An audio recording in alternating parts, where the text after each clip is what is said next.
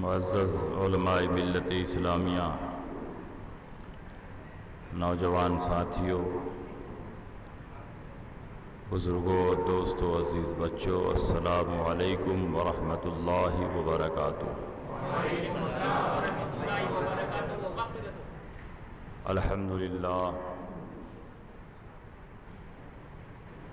للہ رب العالمین، والصلاة والسلام على سید المرسلین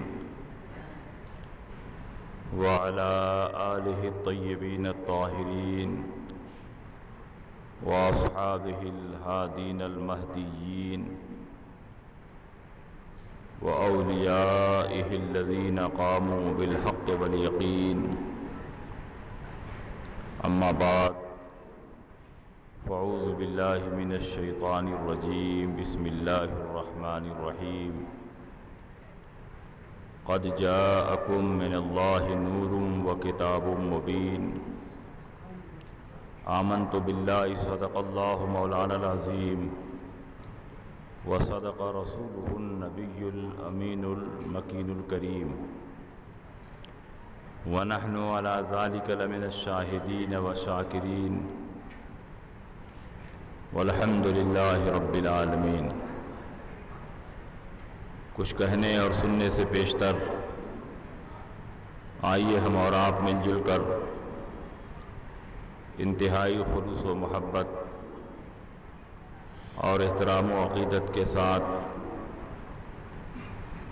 گنبد خضرا میں آرام فرمانے والے آقا و مولا مدنی تاجدار، دونوں عالم کے مالک و مختار، سید ابرار و اخیار جناب احمد مجتبیٰ محمد مصطفیٰ صلی اللہ علیہ وسلم کی بارگاہ میں جھوم جھوم کر درود شریف کا نذرانہ عقیدت پیش کریں اور پڑھیں، اللہم صلی علی سیدنا و شفیعنا و حبیبنا و مولانا محمد وبارک وسلم، صلاۃ و سلاما علیک یا رسول اللہ صلی اللہ تعالی علیہ وسلم۔ حضرات، آج کی مقدس شب جسے ہم اور آپ شب نور اور شب ولادت رسول کے نام سے جانتے اور پہچانتے ہیں، اسلامی تاریخوں میں جتنی مقدس اور متبرک راتیں ہیں، تمام راتوں سے افضل و اعلیٰ نبی اکرم صلی اللہ تعالی علیہ وسلم کی پیدائش کی رات ہے۔ 12 ربیع الاول شریف کو صبح صادق کے وقت حضرت آمنہ کے گھر میں محسن انسانیت، فخر موجودات، باعث تخلیق عالم، امام الانبیاء سید المرسلین حضور رحمت عالم صلی اللہ علیہ وسلم پیدا ہوئے۔ آپ کی پیدائش کا جشن پوری دنیا میں منایا جا رہا ہے۔ دنیا میں جہاں جہاں خوش عقیدہ مسلمان ہیں، نبی اکرم کی پیدائش کا جشن منا رہے ہیں۔ لاک ڈاؤن کی وجہ سے عمومی جلسے اگرچہ نہیں ہو رہے ہیں، مگر مسلمان اپنے اپنے طور پر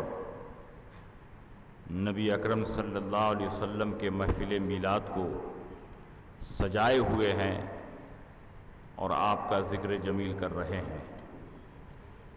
اسی سلسلے میں ہم اور آپ یہاں اکٹھا ہوئے ہیں۔ قابل صد مبارکباد ہیں جلسے کے ارکان، منتظمین، جنہوں نے اس ماحول میں بھی میلاد رسول کو فراموش نہیں کیا ہے بلکہ اس کو زندہ رکھا ہے۔ میرے محب مخلص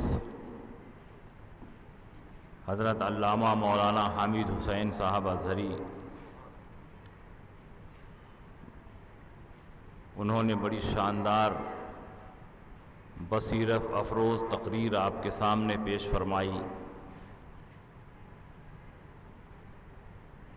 اس اجلاس کے روح رواں خادم سنیت شہدائے اعلیٰ حضرت جناب مقبول خان صاحب، جو تمام دینی کاموں میں آگے رہتے ہیں،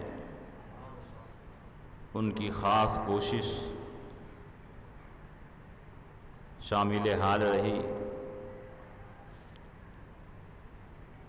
نبی اکرم صلی اللہ علیہ وسلم کی پیدائش کوئی معمولی معجزہ نہیں ہے، بلکہ اپنے دامن میں بے شمار معجزات کو سمیٹے ہوئے ہے۔ قرآن عظیم میں اللہ نے کئی جگہوں پر نبی کی آمد اور ان کی مجیت اور تشریف آوری کا اعلان فرمایا۔ قد جاءکم من اللہ نور و کتاب مبین، تحقیق کی آ گیا تمہارے پاس تمہارے رب کی جانب سے نور اور روشن کتاب۔ یہ وہ کتاب ہے جس میں ہدایت ہے، رہنمائی ہے۔ کتاب ہو روشنی نہ ہو تو کتاب سے فائدہ نہیں اٹھایا جا سکتا، روشنی ہو کتاب نہ ہو تو ہدایت نہیں حاصل کی جاتی ہے۔ اسی لیے اللہ رب العزت نے جب قرآن کو نازل فرمایا تو قرآن سمجھانے کے لیے نور بنا کر نبی اکرم صلی اللہ علیہ وسلم کو دنیا کے سامنے مبعوث فرمایا۔ میرے سرکار نور ہیں اور آپ کا نور ہونا قرآن سے ثابت ہے۔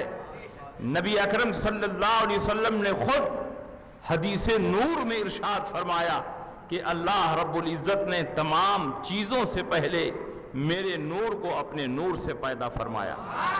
اسی لیے ہم لوگ رسول پاک سید عالم صلی اللہ علیہ وسلم کو نور مانتے ہیں، ہم بشر بھی مانتے ہیں، اس لیے کہ قرآن عظیم میں سرکار کی بشریت کا بھی اعلان ہے اور سرکار کی نورانیت کا بھی اعلان ہے۔ تو ہم یہود و نصارہ کی طرح نہیں ہیں کہ قرآن کے ایک حصے پر ایمان رکھیں اور دوسرے حصے کا انکار کر دیں۔ ہم نبی کو بشر مانے نور نہ مانے، نبی کو نور مانے بشر نہ مانے۔ جب قرآن نے نور فرمایا اور بشر بھی فرمایا تو ہم نبی کو نور بھی مانتے ہیں، بشر بھی مانتے ہیں، گویا ہم نبی کو نورانی بشر مانتے ہیں، تم نبی کو اپنے جیسا بشر مانتے ہو اور ہم نبی کو افضل البشر مانتے ہیں، خیر البشر مانتے ہیں، افضل الانبیاء اور مرسلین مانتے ہیں۔ سرکار نور ہے اور اللہ کے نبی نے خود ایک حدیث میں اپنے نور ہونے کا اعلان فرمایا۔ اس حدیث کو امام عبد الرزاق نے اپنی کتاب مصنف میں ذکر فرمایا، اور امام عبد الرزاق کوئی اعلیٰ حضرت کے مرید اور خلیفہ نہیں تھے، امام بخاری کے دادا استاد ہیں۔ امام بخاری کی کتاب بخاری شریف جو اصح الکتب بعد کتاب اللہ کہلاتی ہے، اور مخالفین ہر مسئلے کی دلیل بخاری سے مانگتے ہیں۔ میلاد جائز ہے تو بخاری میں دکھائیے، سلام جائز ہے تو بخاری میں دکھائیے، قیام جائز ہے تو بخاری میں دکھائیے۔ ایسا لگتا ہے کہ رسول پاک نے کہیں فرمایا ہو کہ صرف بخاری کی حدیث پر عمل کرنا اور باقی کسی حدیث پر عمل نہ کرنا۔ یاد رکھو، حضور کے زمانے میں نہ بخاری شریف تھی نہ امام بخاری تھے، 3 صدی ہجری کے بعد امام بخاری پیدا ہوئے اور انہوں نے بخاری شریف لکھی ہے۔ تو معیار یہ نہیں ہے کہ بخاری میں دکھائیے، معیار یہ ہونا چاہیے کہ صحیح حدیث میں دکھائیے۔ وہ صحیح حدیث بخاری میں ہو تو وہ بھی قابل قبول ہے، مسلم میں ہو وہ بھی قابل قبول ہے، ابو داؤد نسائی میں ہو وہ بھی قابل قبول ہے۔ جہاں بھی رسول پاک کی صحیح حدیث ملے گی، صحیح العقیدہ مسلمان اس پر عمل کرے گا۔ تم کہتے ہو بخاری میں دکھائیے، ہم تو امام بخاری کے دادا استاد کی کتاب میں دکھا رہے ہیں۔ مصنف عبد الرزاق میں امام عبد الرزاق نے یہ حدیث نقل فرمائی۔ حضرت جابر ابن عبداللہ نے پوچھا، یا رسول اللہ، تمام چیزوں سے پہلے اللہ نے کس چیز کو پیدا فرمایا؟ نبی اکرم صلی اللہ علیہ وسلم نے ارشاد فرمایا یا جابر ان اللہ تعالی خلق قبل الاشیاء نورا نبیک من نورہ، اے جابر ابن عبداللہ، پروردگار عالم نے تمام چیزوں سے پہلے کیوں ترجمہ کر رہا ہوں؟ قبل الاشیاء شیء کی جمع ہے، اور جمع پر جب الف لام داخل ہو تو استغراق کا فائدہ دیتا ہے۔ علماء سمجھتے ہیں اس کا مطلب یہ ہے کہ ایک ایک چیز سے پہلے، جنت سے پہلے، دوزخ سے پہلے، لوح و قلم سے پہلے، زمین و آسمان سے پہلے، چاند تاروں سے پہلے نبی اکرم صلی اللہ علیہ وسلم کے نور کو اللہ نے اپنے نور سے پیدا فرمایا۔ اور جب اللہ نے نبی کے نور کو پیدا فرمایا تو اس وقت نبی کی پیدائش تو ہوئی نہیں تھی کہ ان کے جسم کے ساتھ اس نور کو قائم کر دیا گیا، تو یہ نور رہا کہاں؟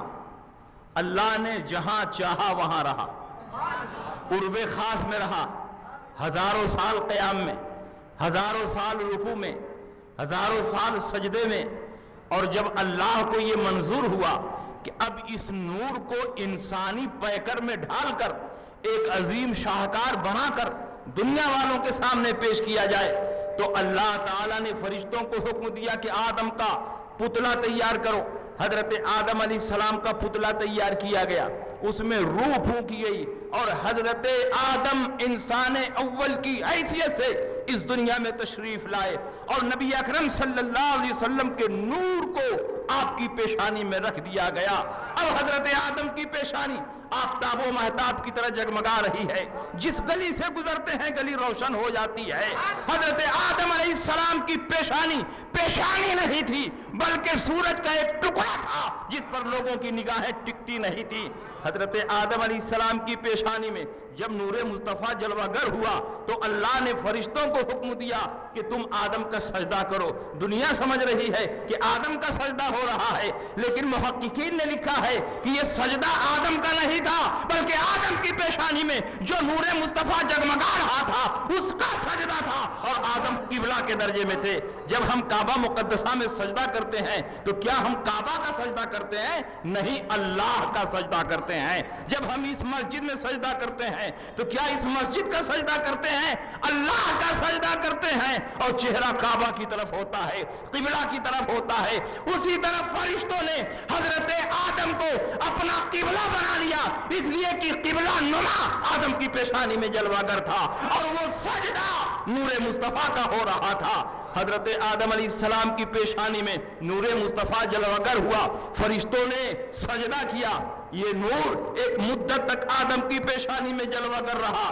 جب اللہ کو منظور ہوا کہ یہ نور آگے بڑھے تو حضرت حوا کے رحم مبارک میں منتقل ہوا۔ حضرت حوا کے رحم مبارک سے حضرت شیش پیدا ہوئے، آپ کی پیشانی میں نور مصطفیٰ جلوہ گر ہو گیا۔ حضرت شیش سے ان کی زوجہ محترمہ کے بطن اطہر میں یہ نور منتقل ہوا، نسلن بعد نسلن، قرنن بعد قرنن۔ یہ نور پاک صلبوں سے پاک رحموں میں منتقل ہوتا رہا، یہاں تک کہ حضرت عبداللہ کی پیشانی میں جلوہ گر ہو گیا۔ حضرت عبداللہ کی پیشانی میں جب یہ نور منتقل ہوا تو اب حضرت عبداللہ کی پیشانی جگمگا رہی ہے، حضرت عبداللہ کی پیشانی چمک رہی ہے۔ مکے کی جس گلی سے گزرتے ہیں گلی روشن ہو جاتی ہے، جس راستے سے گزرتے ہیں راستے مہکنے لگتے ہیں۔ حضرت عبداللہ پر جس دوشیزہ کی نظر پڑتی ہے وہ شیفتہ اور فریفتہ ہو جاتی ہے، اور حضرت عبداللہ کے گھر شادی کا پیغام بھیجتی ہے۔ حضرت عبداللہ کی پیشانی میں نور مصطفیٰ جگمگا رہا ہے، اور اس کی شہرت دنیا کے کونے کونے میں پہنچ رہی ہے۔ عرب میں پہنچ چکی ہے، ایران میں پہنچ چکی ہے، فارس میں پہنچ چکی ہے، شام میں پہنچ چکی ہے۔ دنیا کے کونے کونے میں حضرت عبداللہ کی پیشانی میں چمکنے والے نور کی شہرت پہنچ رہی ہے۔ یہودیوں نے، کعبے احبار نے اور یہودی علماء نے جب حضرت عبداللہ کی پیشانی کو بار بار دیکھا اور ظاہر ہونے والی علامتوں کو اپنی کتابوں سے ٹیلی کی موافقت کی تو یہ سمجھ میں آیا کہ عبداللہ کی پیشانی میں جو نور جگمگا رہا ہے یہ عام نور نہیں، یہ نور مصطفیٰ ہے، یہ نور نبی آخر الزماں ہے، اور عنقریب محمد عربی مکہ کی دھرتی پر پیدا ہونے والے ہیں۔ اگر محمد عربی پیدا ہو گئے، اسلام کا اعلان کر دیا تو پوری دنیا سے عیسائی عیسائیت کا خاتمہ ہو جائے گا، یہودیت کا خاتمہ ہو جائے گا، تمام پرانی کتابیں منسوخ ہو جائیں گی، تمام ادیان کل عدم ہو جائیں گے، پوری دنیا میں صرف ایک مذہب ہوگا، وہ مذہب اسلام ہوگا، پوری دنیا میں ایک کتاب کی تلاوت کی جائے گی، وہ قرآن ہوگا، پوری دنیا میں ایک ہی کلمہ پڑھا جائے گا، وہ کلمہ اسلام ہوگا، سارے ادیان منسوخ، سارے مذاہب باطل، ساری کتابیں کل عدم۔ دنیا میں جس پسندیدہ دین کو اللہ رب العزت اپنے بندوں کے لیے پسند فرمائے گا وہ دین اسلام ہوگا، اور جس نبی کو قیامت تک کے لیے اللہ منتخب فرمائے گا وہ محمد رسول اللہ۔ حضرت عبداللہ کی پیشانی میں نور جگمگا رہا، یہودیوں نے سوچا کیوں نہ عبداللہ کو ختم کر دیا جائے تاکہ ان کی نسل سے محمد عربی پیدا نہ ہو، یہودیت بھی باقی رہے، عیسائیت بھی باقی رہے، تورات بھی باقی رہے، انجیل بھی باقی رہے۔ 70 یہودی حضرت عبداللہ کے قتل کا منصوبہ بناتے ہیں، زہر میں بجھائی ہوئی تلوار لے کر اپنے ہاتھوں میں نکلتے ہیں، راتوں کو سفر کرتے ہیں، دن میں چھپ جاتے ہیں، چھپتے چھپاتے راتوں کو سفر کرتے مکہ مکرمہ پہنچے، اور مکہ مکرمہ کے ارد گرد جو جنگلات اور جھاڑیاں ہوتی ہیں اس میں چھپ جاتے ہیں اور حضرت عبداللہ کی آمد کا انتظار کرنے لگتے ہیں۔ ایک دن حضرت عبداللہ اسی جنگل میں شکار کھیلنے کے ارادے سے پہنچتے ہیں، 70 یہودی تاک لگا کر بیٹھے ہوئے ہیں۔ جیسے ہی حضرت عبداللہ پہنچے دھیرے دھیرے تمام یہودی سمٹنے لگے، دائرہ تنگ ہونے لگا اور حضرت عبداللہ کو چاروں طرف سے گھیرنے کی کوششیں ہو رہی ہیں۔ حضرت عبداللہ کو چاروں طرف سے 70 یہودیوں نے زہر میں بجھائی ہوئی تلواروں کے سائے میں گھیر لیا، اور قریب تھا کہ حضرت عبداللہ پر حملہ ہو جائے۔ آپ خاک و خون میں تڑپنے لگے۔ عین وقت پر حضرت وہب ابن عبد مناف جو حضور علیہ السلام کے نانا ہوتے ہیں وہ اس جنگل میں داخل ہوتے ہیں، دیکھتے ہیں میرے خاندان کا ایک نوجوان دشمنوں کے نرغے میں گھرا ہوا ہے، قریب ہے اس پر حملہ ہو جائے۔ وہ خاک و خون میں تڑپنے لگے، خاندانی غیرت بیدار ہوئی، خاندانی حمیت کی بنیاد پر آپ بھاگتے ہوئے اپنے گھر آئے اور اپنے خاندان کے جوانوں کو لیا اور قریش کی ایک بہت بڑی جمعیت لے کر اس جنگل میں پہنچے تاکہ حضرت عبداللہ کی حفاظت کی جائے۔ لیکن وہب ابن عبد مناف کا بیان ہے کہ جب میں اپنے خاندان کے نوجوانوں کو لے کر اس جنگل میں عبداللہ کو بچانے کے لیے پہنچا تو یہ دیکھ کر حیران رہ گیا کہ اللہ رب العزت نے حضرت عبداللہ کی حفاظت کے لیے آسمان سے فرشتوں کی فوج اتار دیا ہے، اور ان فرشتوں نے ایک لمحے میں 70 یہودیوں کا خاتمہ کر دیا اور حضرت عبداللہ کی حفاظت فرمائی۔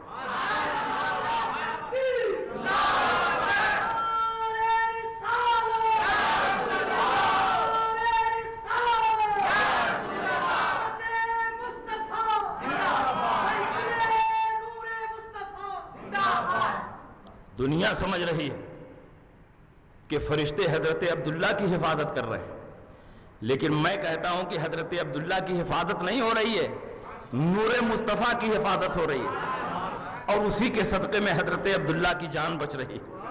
یہ وہی نور ہے کہ آدم کی پیشانی میں چمکا تو حضرت آدم کی توبہ قبول ہو گئی، یہ وہی نور ہے کہ نوح کی پیشانی میں چمکا تو ان کی کشتی جودی پہاڑ پر ٹک گئی، یہ وہی نور ہے کہ ابراہیم خلیل اللہ کی پیشانی میں چمکا، نار نمرود ان پر گلزار ہو گئی، یہ وہی نور ہے کہ اسماعیل ذبیح اللہ کی پیشانی میں چمکا تو آپ کی جگہ پر جنتی دمبا ذبح کیا گیا، آپ کی جان کی حفاظت ہو گئی، اور یہ وہی نور ہے کہ جب عبداللہ کے والد عبد المطلب کی پیشانی میں چمکا تو ابلہا کا لشکر تباہ و برباد ہو گیا اور خانہ کعبہ کی حفاظت ہو گئی، اور آج وہی نور حضرت عبداللہ کی پیشانی میں چمک رہا ہے تو حضرت عبداللہ کی حفاظت ہو۔ جہاں جہاں یہ نور ہے اپنی رحمتیں اور برکتیں دکھا رہا، اپنے کرامات اور معجزات ظاہر کر رہا۔ جب وہب ابن عبد مناف نے حضرت عبداللہ کی یہ کرامت دیکھی تو ان کے دل میں حضرت عبداللہ کی اور عظمت بیٹھ گئی۔ گھر آئے، اپنی بیوی برہ سے کہا کہ آج میں نے عبداللہ کی وہ کرامت دیکھی ہے کہ خاندان قریش میں ایسا کوئی با کرامت نوجوان موجود نہیں ہے، اس لیے تم فوراً عبد المطلب کے پاس جاؤ اور اپنی بیٹی آمنہ کے لیے عبداللہ کا ہاتھ مانگو، کیونکہ میری نظر میں میری بیٹی آمنہ کے لیے عبداللہ سے بہتر کوئی لڑکا نہیں ہے۔ حضرت عبداللہ کے گھر حضرت برہ پہنچتی ہیں، عبد المطلب سے حضرت آمنہ کے لیے عبداللہ کا ہاتھ مانگتی ہیں۔ حضرت عبد المطلب نے فوراً رشتہ قبول فرما لیا کہ کہا آمنہ جیسی شہزادی کے لیے عبداللہ جیسا لڑکا ہی مناسب ہے۔ یہ قدرت کا فیصلہ ہے، یہ انسانوں کا فیصلہ نہیں۔ حضرت عبداللہ کے گھر میں ہزاروں دوشیزاؤں کا پیغام پہنچا لیکن کسی کا پیغام قبول نہیں ہوا، اور حضرت آمنہ کا پیغام پہنچتا ہے تو عبد المطلب قبول کر لیتے ہیں۔ گویا اللہ نے حضرت عبداللہ کے لیے بیوی کی حیثیت سے کائنات عالم میں جس عورت کا انتخاب فرمایا تھا وہ حضرت آمنہ تھی۔ آنن فانن شادی ہو جاتی ہے، حضرت آمنہ نئی نویلی دلہن بن کر حضرت عبداللہ کے گھر آتی ہے اور ایک وفادار خاتون کی حیثیت سے زندگی بسر کرنے لگتی ہے۔ مہینے گزر رہے ہیں، سال گزر رہے ہیں، عبداللہ کی پیشانی میں نور مصطفیٰ جگمگا رہا ہے، دنیا کے کونے کونے میں اس کی شہرت پہنچ رہی ہے۔ جب ملک شام میں اس نور کی شہرت پہنچی تو ملک شام کے بادشاہ کی بیٹی، اس کا نام فاطمہ تاریخوں میں لکھا ہے، اس کے دل میں اشتیاق پیدا ہوا کہ مکہ مکرمہ چلیں اور اس نور کی زیارت کریں جو عبداللہ کی پیشانی میں جلوہ گر ہو چکا ہے۔ وہ شہزادی اپنے ساتھ لونڈیوں غلاموں کو لیتی ہے، بیش بہا ساز و سامان لیتی ہے، ہیرے جواہرات لیتی ہے اور ایک عظیم الشان قافلہ بنا کر مکہ مکرمہ کے لیے روانہ ہوتی ہے۔ مہینوں کی مسافت طے کرنے کے بعد جب مکہ مکرمہ پہنچتی ہے، خانہ کعبہ کے پاس خیمہ زن ہو جاتی ہے اور حضرت عبداللہ کی آمد کا انتظار کرنے لگتی ہے۔ 3 دن کے بعد حضرت عبداللہ خانہ کعبہ کا طواف کرنے کے لیے مکہ مکرمہ کے اندر خانہ کعبہ کا طواف کرنے کے لیے مقام خانہ کعبہ میں پہنچے اور شہزادی کو بتایا گیا کہ حضرت عبداللہ آئے ہوئے ہیں۔ شہزادی اپنے خیمے سے باہر نکلتی ہے، حضرت عبداللہ کے سامنے کھڑی ہو جاتی ہے اور جیسے ہی شہزادی نے حضرت عبداللہ کی پیشانی میں چمکنے والے نور مصطفیٰ کو دیکھا، اس کے دل کی دنیا بدل گئی، اس کے دل میں انقلاب برپا ہو گیا اور بے ساختہ شہزادی نے اپنے چہرے سے نقاب کو الٹ دیا اور شہزادی نے کہا اے عبداللہ میں آپ سے نکاح کرنا چاہتی ہوں۔ حضرت عبداللہ نے جب اس کے حسن عالم تاب کو دیکھا تو آپ نے بھی چاہا کہ نکاح ہو جائے، آپ کے دل کی دنیا بدلنے لگی۔ حضرت عبداللہ نے کہا کہ میرا نکاح تو آمنہ سے ہو چکا ہے، نکاح ثانی کے لیے باپ سے مشورہ کرنا ضروری ہے، میں اپنے والد محترم سے مشورہ کروں گا، اگر انہوں نے اجازت دے دی تو میں تم سے بھی نکاح کر لوں گا۔ شہزادی نے کہا ٹھیک ہے، یہ بات مجھے منظور ہے، تم گھر جاؤ اپنے باپ سے مشورہ کرو اور کل مجھ کو جواب دے دینا۔ حضرت عبداللہ اپنے گھر آتے ہیں اور اسی رات اللہ کی طرف سے آپ کے دل میں خواہش مجامعت ڈال دی جاتی ہے اور حضرت آمنہ کے ساتھ سوتے ہیں، اور وہ جزو نسل محمدی جو حضرت آدم سے ہوتا ہوا عبداللہ تک پہنچا تھا اسی رات حضرت آمنہ کے رحم مبارک میں منتقل ہو گیا۔ وہ کون سی مبارک رات تھی جس میں نبی اکرم کا نور حضرت آمنہ کے رحم میں منتقل ہو گیا؟ اٹھاؤ شیخ عبدالحق محدث دہلوی کی کتاب مدارج النبوہ، آپ ارشاد فرماتے ہیں نطفہ طاہرہ کہ اصل کل خیرات و مادہ جمیع برکات دری شب در بطن آمنہ منتقل شد۔ وہ نطفہ طیبہ اور طاہرہ جو تمام برکتوں اور تمام اچھائیوں کی اصل اور جڑ ہے، اسی جمعہ مبارکہ کی رات میں حضرت آمنہ کے رحم مبارک میں منتقل ہوا۔ اس جمعہ کو اگر فضیلت حاصل ہے تو یہ بھی میرے سرکار کا صدقہ۔ حضرت آمنہ حاملہ ہو گئی، حضرت عبداللہ کی پیشانی سے نور غائب ہو گیا۔ صبح ہوتی ہے، حضرت عبد المطلب سے عبداللہ اپنے دل کا حال بیان کرتے ہیں، شہزادی فاطمہ کا واقعہ بیان کرتے ہیں، اس کے حسن کی خبر سناتے ہیں اور اپنی چاہت بیان کرتے ہیں کہ والد صاحب اگر اجازت دے دیں تو میں شہزادی فاطمہ سے بھی نکاح کر لوں۔ حضرت عبد المطلب نے اجازت دے دی۔ حضرت عبداللہ صبح کو بھاگتے ہوئے شہزادی کے خیمے کے پاس آئے، شہزادی اپنے خیمے سے باہر نکلتی ہے اور حضرت عبداللہ کی پیشانی کو دیکھتی ہے، چہرہ گھما لیتی ہے۔ حضرت عبداللہ فرماتے ہیں کہ میں تمہیں نکاح کا پیغام دینے آیا ہوں، میرے باپ نے اس نکاح کو منظوری دے دی ہے، میں تم سے نکاح کرنے کے لیے تیار ہوں۔ لیکن شہزادی آپ کے چہرے سے اپنا چہرہ گھما لے رہی ہے، آپ کے چہرے سے اپنی نگاہیں پھیر لے رہی ہے۔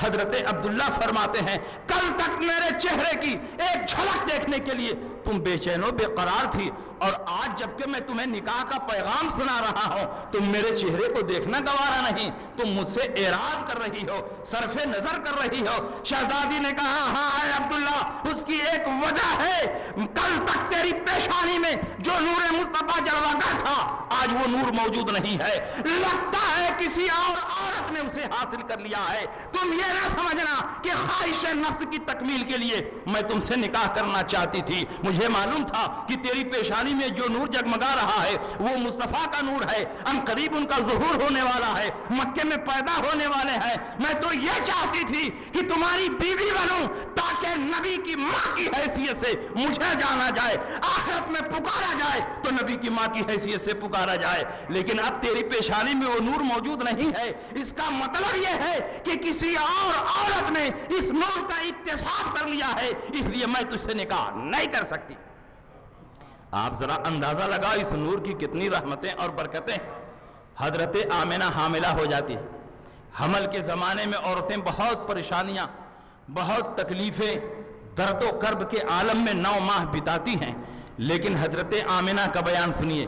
وہ فرماتی ہیں کہ میرے پیٹ میں حضور سید عالم صلی اللہ علیہ وسلم تشریف لائے، 9 ماہ تک رہے، لیکن کبھی بھی مجھے درد کا احساس نہیں ہوا، کبھی بھی مجھے تکلیف نہیں ہوئی۔ راتوں کو سوتی تھی، ملائے اعلیٰ کے فرشتے آ کر مبارکبادیاں پیش کرتے تھے، اے آمنہ مبارک ہو، محمد عربی پیدا ہونے والے ہیں۔ جنت کی حوریں آتی تھی، استقبال کرتی تھی۔ جب میں راتوں کو سوتی تھی اچھے اچھے خواب دیکھتی تھی، مجھے مبارکبادیاں پیش کی جاتی تھی۔ میں کہتا ہوں کہ وہ نبی اپنے ماں کو کیسے تکلیف پہنچا سکتا ہے جو رحمت للعالمین بن کر اس دنیا میں تشریف لا رہا ہے، جس نے تمام ماؤں کی عظمت کو انسانوں کے دلوں میں جاگزی کر دیا ہے، وہ اپنی ماں کو کیسے تکلیف پہنچا سکتا ہے۔ آمنہ فرماتی ہیں 9 ماہ کی مدت بیت جاتی ہے، مجھے کچھ پتہ ہی نہیں چلتا ہے، نہ درد ہے، نہ تکلیف ہے، نہ کوئی پریشانی ہے۔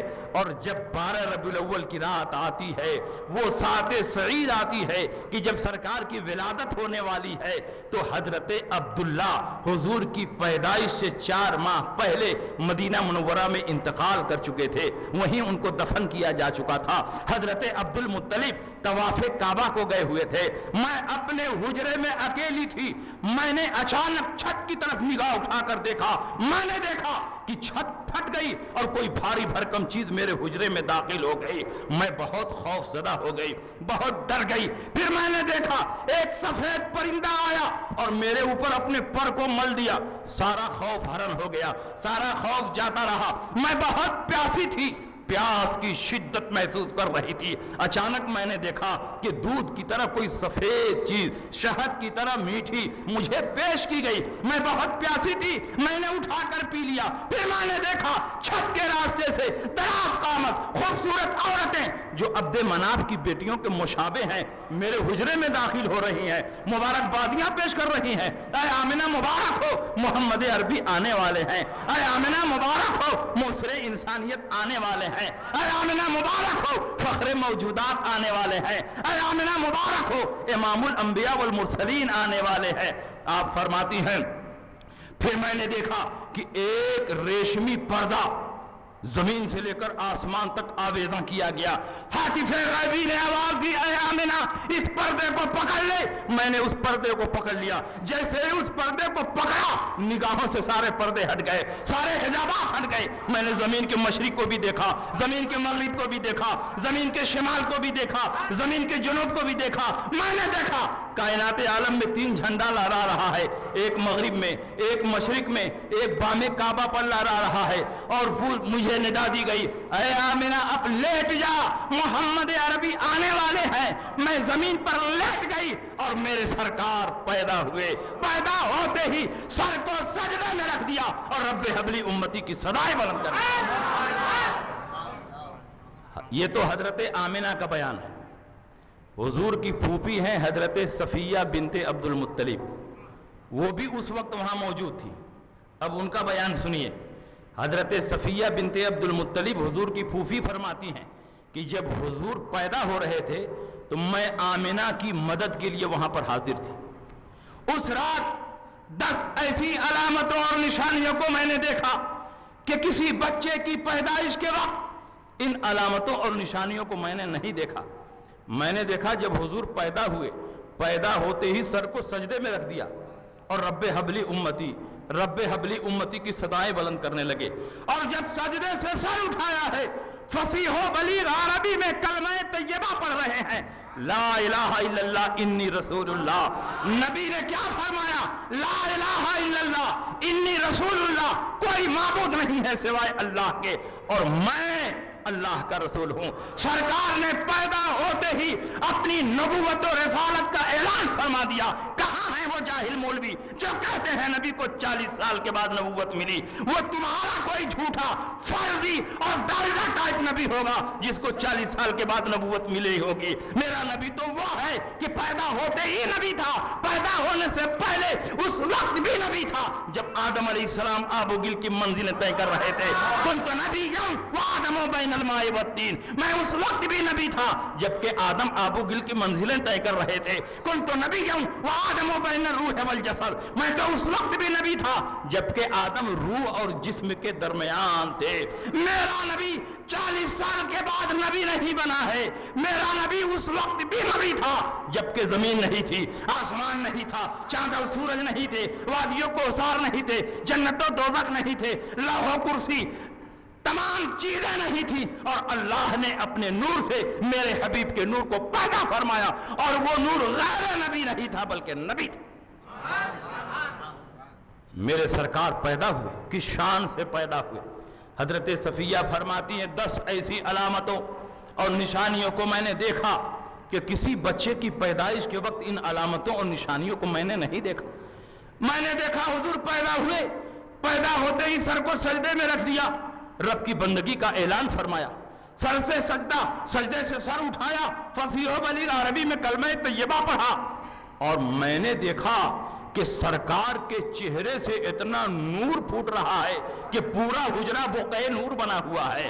میں نے محسوس کیا کہ سرکار کے جسم پاک سے مشک و عنبر کی خوشبو پھوٹ رہی ہے اور تمام حاضرین کی مشام جاں معطر ہے. میں نے چاہا کہ پانی لے کر آگے بڑھوں اور اس بچے کو نہلا دھلا کر پاک اور صاف کر دو. جب پانی لے کر آگے بڑھی، غیب سے ندا آئی، اے صفیہ اس بچے کو نہلانے کی ضرورت نہیں، یہ اللہ کی طرف سے پاک اور صاف پیدا کیا گیا ہے، طیب و طاہر پیدا کیا گیا ہے، اس کو نہلانے کی کوئی ضرورت نہیں. حضرت صفیہ فرماتی ہیں میں نے چاہا کہ اس بچے کو چیک کروں. آمنہ کے ہاں جو بچہ پیدا ہوا ہے لڑکی ہے کہ لڑکا ہے. جب چیک کرنے کے لیے آگے بڑھی تو یہ دیکھ کر حیران رہ گئی کہ 12 ربیع الاول کو صبح شادی کے وقت آمنہ کے آنگن میں جو بچہ پیدا ہوا وہ اللہ کی طرف سے ختنہ شدہ پیدا ہوا تھا، ناپریدہ پیدا ہوا تھا. کسی مرد نے حضور کا ختنہ نہیں کیا اور کسی عورت نے آپ کی ناف مبارک کو کاٹا نہیں، بلکہ نبی کا یہ بھی ایک معجزہ ہے کہ اللہ کی طرف سے آپ مختون پیدا کیے گئے. صفیہ فرماتی ہیں میں نے چاہا کہ آپ کے جسم مبارک پر کپڑا لپیٹ دو. جب آپ کے جسم مبارک پر کپڑا لپیٹنے لگی تو دونوں شانوں کے درمیان میری نظر پڑی.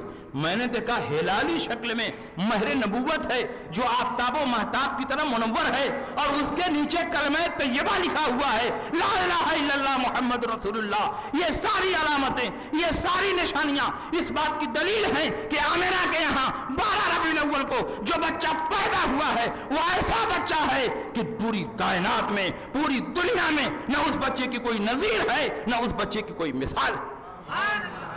یہ تو وہ علامتیں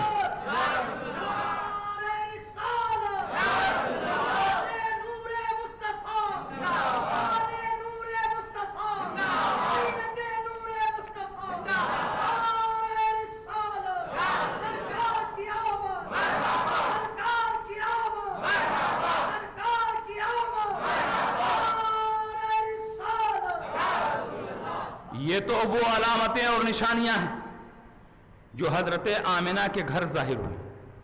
پورے مکے میں کتنی علامتیں اور نشانیاں ظاہر ہوئی، پوری دنیا میں کتنی علامتیں اور نشانیاں ظاہر ہوئیں. آپ تاریخ اور سیرت کی کتابیں اٹھا کر پڑھیے. دریائے ساوا جو ہزاروں سال سے بہ رہا تھا بالکل خشک ہو گیا. آتش کدے فارس جو ہزاروں سال سے روشن تھا وہ بالکل سرد پڑ گیا. کسرا بادشاہ ہے ایران کے محل میں شگاف پڑ گیا اور اس کے 14 کنگورے گر گئے. بادشاہ بہت حیران ہوا, اتنا عظیم الشان اور مستحکم محل بنایا, کروڑوں روپے خرچ کیے, اور اچانک یہ محل ٹوٹ گیا, اس میں شگاف پڑ گیا, اس کے 14 کنگورے گر گئے. بادشاہ بہت حیران ہوا, اپنے ملک کے نجومیوں, کاہنوں اور پرانی کتابوں کا علم رکھنے والوں کو جمع کیا, اور اس نے کہا کیا وجہ ہے کہ میرے عظیم الشان محل میں شگاف پڑ گیا, اس کے 14 کنگورے گر گئے.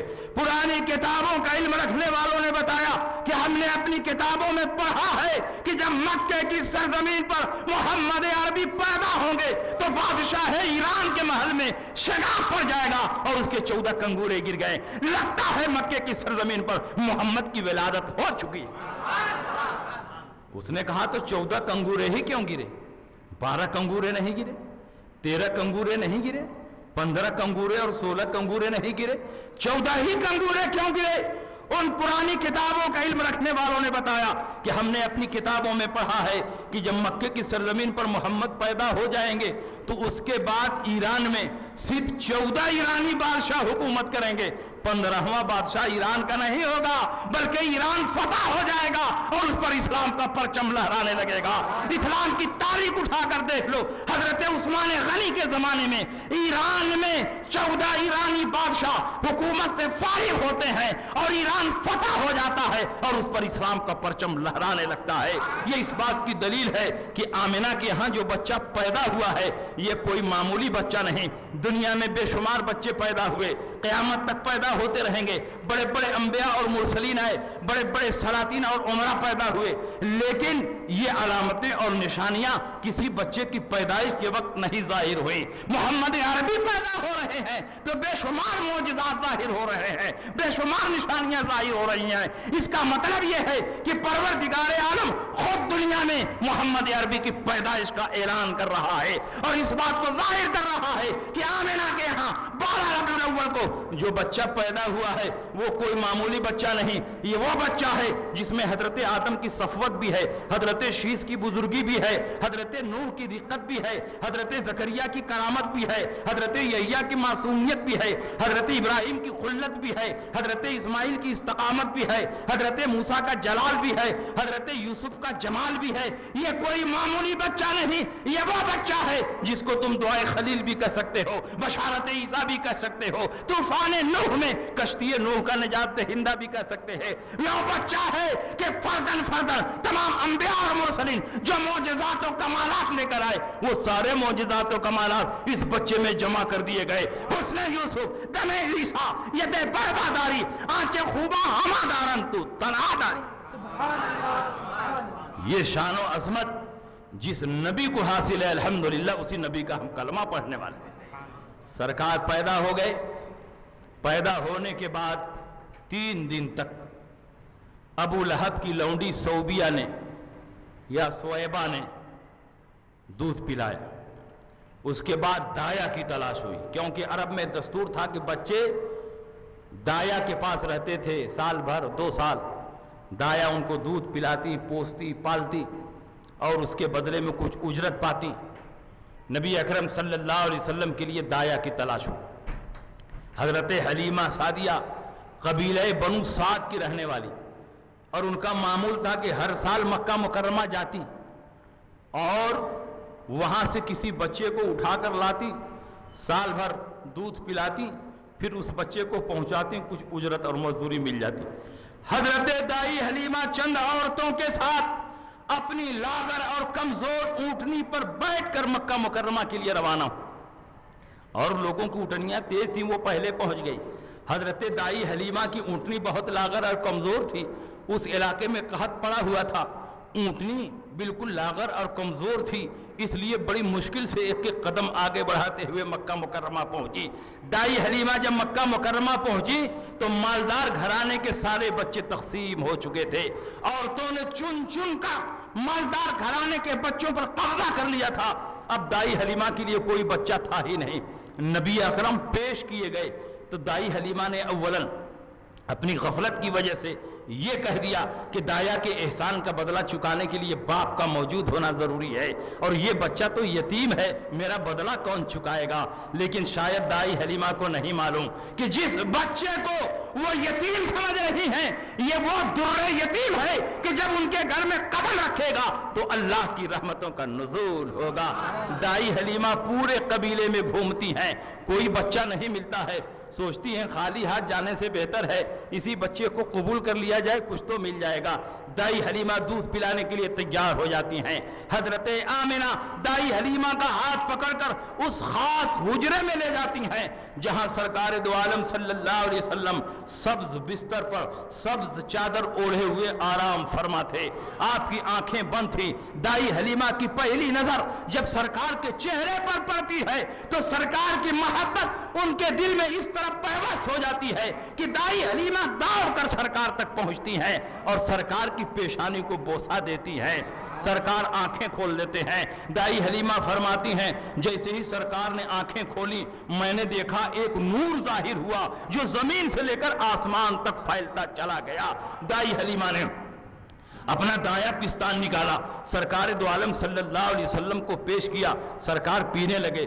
بایاں پستان نکالا، سرکار کو پیش کیا، سرکار نے پینے سے انکار کر دیا۔ حضرت عبداللہ ابن عباس ایک روایت میں فرماتے ہیں اے لوگوں تمہیں معلوم ہے کہ سرکار نے بایاں پستان پینے سے کیوں انکار کر دیا؟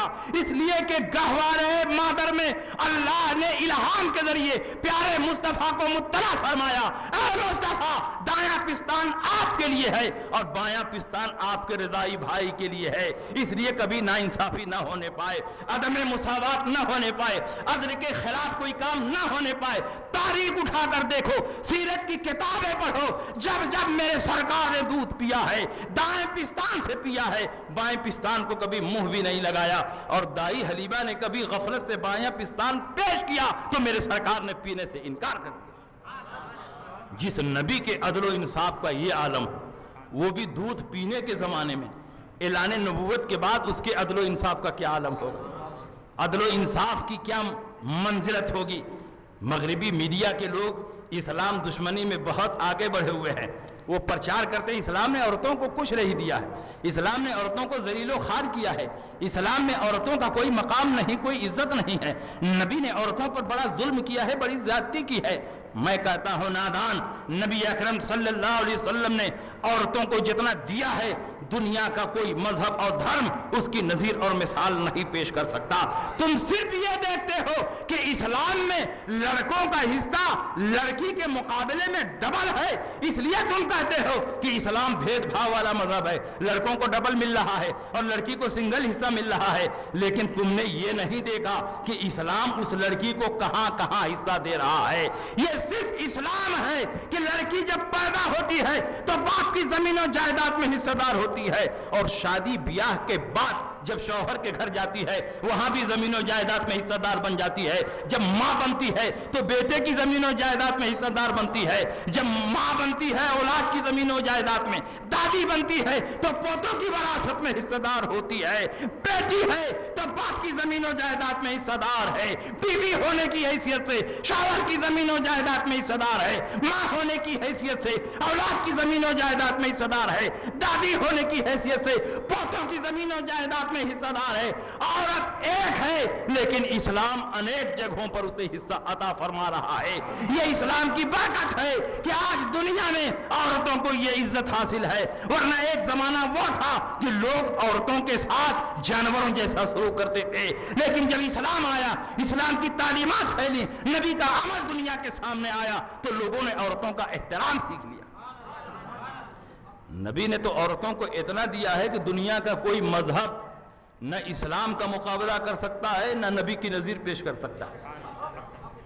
نبی اکرم صلی اللہ تعالی علیہ وسلم نے بیٹیوں کو وہ عزت دی کہ دنیا کا ہر مذہب اس کی نظیر پیش کرنے سے قاصر ہے۔ اللہ کے نبی نے ارشاد فرمایا من کانت لہ انثی فلم یعدھا ولم یہنھا ولم یؤثر ولدہ علیہا الذکور ادخلہ اللہ الجنہ، جس کو اللہ نے ایک بیٹی دی اور اس نے اس بیٹی کے ساتھ ناانصافی نہیں کی، اس کو زندہ درگور نہیں کیا، لڑکے کو لڑکی پر ترجیح نہیں دی، فوقیت نہیں دی، تو اسی عمل کی برکت سے پروردگار عالم اسے جنت الفردوس میں جگہ عطا فرما دے گا۔ اللہ کے نبی بیٹیوں کی عظمت کو ظاہر کرتے ہوئے ارشاد فرماتے ہیں من عال ثلاث بنات فأدبہن وأحسن الیہن وزوجہن ادخلہ اللہ الجنہ، اور جس کو اللہ نے 3 بیٹیاں عطا فرمائیں اور اس نے اپنی بیٹیوں کو تعلیم و تربیت سے آراستہ کیا، ان کو ادب سکھایا، ان کے ساتھ اچھا سلوک کیا، اچھے گھر میں ان کا رشتہ کرا دیا، تو پروردگار عالم بیٹی کے ساتھ کیے گئے اسی عمل کی برکت سے اسے جنت الفردوس میں جگہ عطا فرما دے گا۔ میں تم سے پوچھنا چاہتا ہوں بیٹیوں کو اچھی تعلیم و تربیت دینے پر جنت کی بشارت کون دے رہا ہے؟ اسلام دے رہا ہے۔ اچھی جگہوں پر بیٹیوں کی شادی کرنے پر جنت کی بشارت کون دے رہا ہے؟ اسلام دے رہا ہے۔ اس لیے ماننا پڑے گا کہ مغربی میڈیا والے جھوٹے ہیں۔ اسلام نے عورتوں کو جو عزت اور جو مقام عطا فرمایا ہے دنیا کا کوئی مذہب اس کی نظیر نہیں پیش کر سکتا۔ عورت کی 3 ہی حیثیت ہوتی ہے۔ عورت کبھی بیٹی ہوتی ہے، عورت کبھی بیوی بنتی ہے، عورت کبھی ماں بنتی ہے۔ بنیادی طور پر عورت کی 3 حالتیں۔ بیٹی کی حیثیت سے اسلام نے کتنا دیا، بیوی کی حیثیت سے اسلام نے کتنا دیا، ماں کی حیثیت سے اسلام نے کتنا دیا۔ آپ نبی کی حدیثوں کو جب پڑھیں گے تو آنکھیں حیرت زدہ ہو جائیں گی۔ نبی اکرم صلی اللہ علیہ وسلم نے ارشاد فرمایا جس کے گھر میں بیٹی پیدا ہوئی تو سمجھو اللہ کی رحمت آ گئی۔ تم بیٹیوں کو زحمت سمجھتے ہو، بیٹی جس گھر میں آئی اللہ کی رحمت کا نزول ہو گیا۔ اور یہی بیٹی جوان ہونے کے بعد جب اپنے شوہر کے گھر گئی تو اس کے نصف ایمان کی ضمانت بن گئی، اور یہی بیٹی جب ماں بنی تو قدموں کے نیچے جنت آ گئی۔ بیٹی آئی تو اللہ کی رحمت، شوہر کے گھر گئی نصف ایمان کی ضمانت، اور ماں بنی تو قدموں کے نیچے جنت آ گئی۔ ماں بننے پر جنت کی بشارت کون دے رہا ہے؟ اسلام دے رہا ہے۔ نبی اکرم صلی اللہ علیہ وسلم کی بارگاہ میں ایک صحابی حاضر ہوئے اور انہوں نے پوچھا یا رسول اللہ ما حق المرأة علی الزوج، عورت کا شوہر پر کیا حق ہے؟ نبی اکرم صلی اللہ علیہ وسلم نے ارشاد فرمایا ان یطعمها اذا طعم ویکسوها اذا اکتسى ولا یقبحها ولا یضرب الوجه ولا یهجرها الا فی البیت۔ عورت کا شوہر پر حق یہ ہے کہ جیسا تم کھاؤ ویسا اس کو کھلاؤ، جیسا تم پہنو ویسا اس کو پہناؤ، اس کی برائیاں نہ بیان کرو، اس کے چہرے پر نہ مارو، اور اس کو ادھر ادھر چھوڑ کر نہ جاؤ، اگر کہیں جانا ہو تو گھر پہنچا کر جاؤ۔ بتاؤ عورتوں کے حقوق کو اتنی تفصیل کے ساتھ دنیا کا کون مذہب بیان کر رہا ہے؟ جس مذہب نے عورتوں کے حقوق کی گارنٹی لی ہے وہ مذہب بھی مذہب اسلام۔ نبی اکرم صلی اللہ علیہ وسلم کی خدمت میں ایک صحابی حاضر ہوئے اور کہا یا رسول اللہ من احق الناس بحسن صحابت، لوگوں میں کون ہے جو ہماری خدمت کا سب سے زیادہ مستحق ہے؟ کس کی سب سے زیادہ ہم خدمت کریں؟ نبی نے فرمایا اموں کا، تیری ماں خدمت کی زیادہ مستحق ہے۔ صحابی رسول نے پوچھا ثم من، اس کے بعد کون مستحق ہے؟ نبی اکرم نے فرمایا ثم اموں کا، اس کے بعد تمہاری ماں ہی ہے۔ صحابی رسول نے پوچھا ثم من، اس کے بعد کون مستحق ہے؟ نبی نے فرمایا اموں کا، تیری ماں ہی مستحق ہے۔ جب چوتھی مرتبہ صحابی رسول نے پوچھا ثم من، اس کے بعد کون مستحق ہے؟ تو اللہ کے نبی نے ارشاد فرمایا ثم ابو کا، اب تیرا باپ مستحق ہے۔ اس کا مطلب یہ ہوا کہ ماں کی خدمت باپ سے 3 گنا زیادہ ہے۔ اس کا صاف مطلب ہے کہ اگر کوئی بچہ اپنے والدین پر 400 روپیہ خرچ کرنا چاہتا ہے تو 300 روپیہ صرف ماں پر خرچ کرے اور 100 روپیہ باپ پر خرچ کرے، اور اگر ایک ہی وقت میں ماں اور باپ دونوں پانی کا مطالبہ کر دیں، ماں کہے بیٹے پانی لے کر آؤ، اسی وقت میں باپ نے بھی اچانک کہہ دیا پانی لے کر آؤ، تو بیٹا سب سے پہلے ماں کی خدمت میں پانی لے کر پہنچے گا، اس کے بعد باپ کی خدمت میں پانی لے کر پہنچے گا، کیونکہ ماں کی خدمت باپ سے زیادہ بھی ہے اور ماں کی خدمت باپ پر مقدم بھی ہے۔ یہ مزاج کس نے دیا ہے؟ یہ اسلام نے دیا ہے۔ نبی اکرم صلی اللہ علیہ وسلم پیدا ہوئے، دائی حلیمہ فرماتی ہیں کہ 3 دن تک حضور کو لے کر میں مکہ مکرمہ میں رہی، اور تیسرے دن جب جانے کا وقت آیا میں نے اپنی لاغر اور کمزور اونٹنی پر حضور علیہ السلام کو سوار کیا۔ میری اونٹنی نے 3 مرتبہ کعبہ مقدسہ کا جھک جھک کر سجدہ کیا، اور جیسے ہی اونٹنی کو میں نے ایڑ لگائی اونٹنی سرپٹ بھاگنے لگی، ہواؤں سے باتیں کرتے ہوئے آگے بڑھنے لگی۔ ساتھ کی عورتوں نے کہا دائی حلیمہ ذرا اپنی سواری کو لگام لگاؤ، کیا یہ وہی سواری ہے جس پر تم بیٹھ کر آئی تھی، جو ہزار مشکلوں اور ہیلوں کے باوجود ایک قدم آگے بڑھنے کے لیے تیار نہیں تھی؟ دائی حلیمہ نے کہا سواری تو وہی ہے لیکن سوار بدل گیا ہے۔ جب سے یہ بچہ میری سواری پر سوار ہوا ہے، اللہ نے میری اونٹنی میں اتنی قوت پیدا کر دی ہے، اتنی طاقت پیدا کر دی ہے کہ میری اونٹنی ہواؤں سے باتیں کرتے ہوئے آگے بڑھ رہی ہے۔ نبی کی برکت دیکھو، نور کا ظہور کس شان سے ہو رہا ہے۔ حضرت دائی حلیمہ فرماتی ہے میرے پستال میں ذرہ برابر دودھ نہیں تھا، تھن خشک ہو چکا تھا، میں اپنے بیٹے کو دودھ پلاتی تھی تو اس کا پیٹ نہیں بھرتا تھا، راتوں کو میرا بچہ بھوک کی وجہ سے روتا تھا، میرا کلیجہ ٹکڑے ٹکڑے ہو جاتا تھا، لیکن قربان جائیے پیارے مصطفیٰ پر، جب سے مصطفیٰ جان رحمت نے میرے پستان کو منہ لگا دیا ہے، دونوں پستان میں اتنا دودھ پیدا ہو رہا ہے، اتنا دودھ پیدا ہو رہا ہے کہ میں محمد کو بھی پلاتی، اپنے بیٹے کو بھی پلاتی، پھر بھی میرے پستان میں دودھ کی کمی نہیں ہوتی۔ دائی حلیمہ حضور کو لے کر اپنے گھر پہنچتی، پورے علاقے میں قحط پڑا ہوا ہے، زمین پر سبزے کا نشان نہیں ہے، کھیتیاں سوکھ چکی ہیں، جانور بدحال ہیں، انسان بھوکوں مر رہے ہیں۔ جانور تو جانور، انسانوں کے کھانے کے لیے کوئی چیز نہیں ہے، لیکن اللہ کی رحمت اگر کسی کے گھر میں ساون بھادو کی طرح برس رہی ہے تو وہ حضرت دائی حلیمہ کا آنگن ہے۔ دائی حلیمہ فرماتی ہیں کہ لوگ اپنی بکریوں کو چرانے کے لیے پہاڑیوں کی طرف بھیجتے تھے، لیکن کہیں سبزے کا نشان نہیں تھا، بکریاں بھوکی جاتی، بھوکی واپس آتی، اور میری بکریاں زمین پر جہاں منہ لگاتی غیب سے سبزہ نمودار ہو جاتا، میری بکریاں شکم سیر ہو جاتی، میری بکریاں فربا ہو رہی تھی، موٹی ہو رہی تھی۔ لوگ اپنے چرواہوں کو مارتے تھے کہ تم کہاں بکریاں چراتے ہو، یہ بکریاں دبلی ہو رہی ہیں، اور دائی حلیمہ کی بکریاں کہاں چر رہی ہیں کہ وہ فربا اور موٹی ہو رہی ہیں۔ لیکن انہیں کیا معلوم کہ دائی حلیمہ کے گھر میں ایک ایسا بچہ آیا ہے جو رحمت للعالمین ہے، اسی بچے کے قدموں کی برکت سے صرف دائی حلیمہ پر نہیں، دائی حلیمہ کی بکریوں پر بھی اللہ کی رحمتوں کا نزول ہو رہا ہے۔ اور حضور علیہ السلام کی پرورش سبحان اللہ، اور آپ کی نشو و نما بے مثل و بے مثال۔ ہمیں نبی ملا تو ایسا کہ بچپن بھی بے مثال، جوانی بھی بے مثال، نبوت بھی بے مثال، معجزات و کمالات بھی بے مثال۔ کتاب ملی تو ایسی کی تمام کتابوں میں سب سے افضل، نبی ملا تو ایسا کہ سارے نبیوں میں سب سے افضل، اس نبی کو جو زمانہ ملا سارے زمانوں سے افضل، اور اس نبی کو جو صحابہ ملے تمام نبیوں کے صحابہ سے افضل، اور اس نبی کو جو ازواج ملی کائنات عالم کی تمام بیویوں سے سب سے بہتر۔ دائی حلیمہ فرماتی ہیں کہ 2 ہی مہینے میں حضور کھسک کھسک کر چلنے لگے، 5 مہینے میں حضور ڈگمگاتے قدموں سے چلنے لگے، 6 مہینے میں حضور تیز تیز قدموں سے چلنے لگے، 7ویں مہینے میں دوڑنے لگے، 8ویں مہینے میں لوگوں کا کلام سمجھنے لگے، 9ویں مہینے میں فصیح و بلیغ عربی بولنے لگے، 10ویں مہینے میں بچوں کے ساتھ تیر اندازی کرنے لگے۔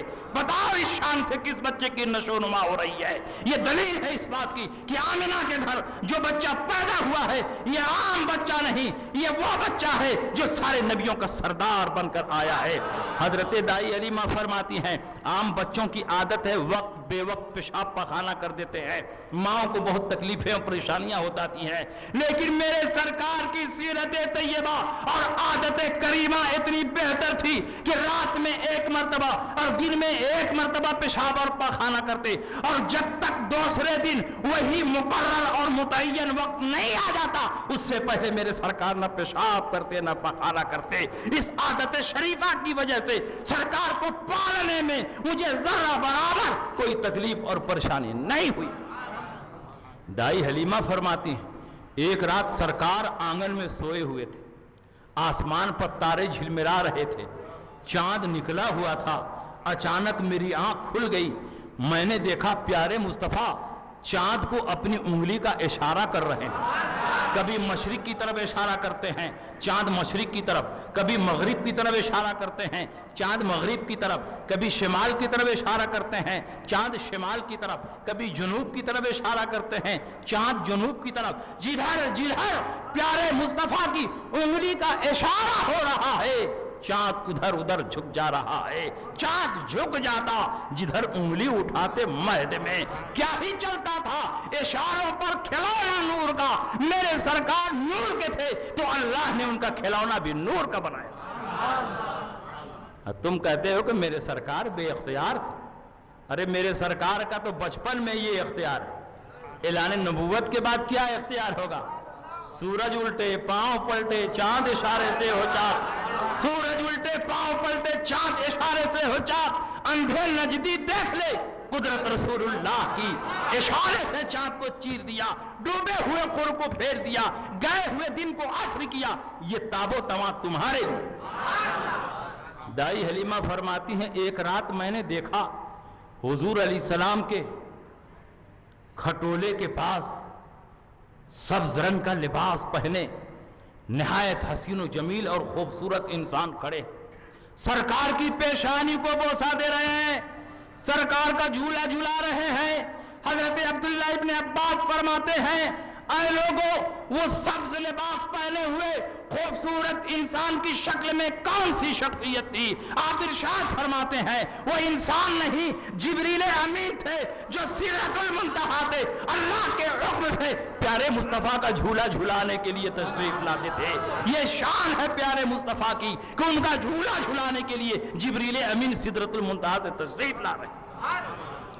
اور جب سرکار 3 سال کے ہوئے تو اپنے ہاتھ میں عصا لے کر برکان کی پہاڑیوں کی طرف جاتے تھے اور دائی حلیمہ کے بچوں کے ساتھ پورا دن برکان کی پہاڑیوں پر گزارتے تھے۔ میں یہ تو نہیں کہوں گا کہ سرکار بکریاں چراتے تھے، دائی حلیمہ کے بچے بکریاں چراتے تھے اور میرے سرکار ان کے ساتھ جاتے تھے۔ ایک دن موسم بہت گرم تھا، لو کی چھکڑ چل رہی تھی، دھوپ میں تمازت تھی، شدت گرمی سے لوگ بیمار ہو رہے تھے۔ حضرت دائی حلیمہ پورا دن بے چین و بے قرار تھی، پیارے مصطفیٰ برکان کی پہاڑیوں پر چلے گئے ہیں، دن بہت گرم ہے، لو کی شدت ہے، دھوپ میں تمازت ہے، کہیں بچہ بیمار نہ پڑ جائے۔ شام کو پیارے مصطفیٰ جب واپس آتے ہیں آنگن میں قدم رکھتے ہیں، دائی حلیمہ دوڑ کر سرکار کو کلیجے سے لگاتی ہیں، فرماتی ہیں پیارے مصطفیٰ اب کل سے آپ کو پہاڑیوں پر جانے کی اجازت نہیں ہے کیونکہ موسم بہت گرم ہے، دھوپ میں شدت ہے، کہیں آپ بیمار نہ پڑ جائیں۔ آپ کی بیٹی شیما نے کہا امی جان اگرچہ موسم بہت گرم ہے، دھوپ کی شدت ہے، لو کی چھکڑ چل رہی ہے، لیکن آپ کو پریشان ہونے کی ضرورت نہیں کیونکہ میں نے ماتھے کی نگاہوں سے دیکھا میرا رضائی بھائی محمد برکان کی پہاڑیوں پر جہاں جہاں جاتا ہے بادل کا ایک ٹکڑا آ جاتا ہے، جہاں جہاں جاتا ہے بادل کا ٹکڑا سایہ پگن کیے رہتا ہے۔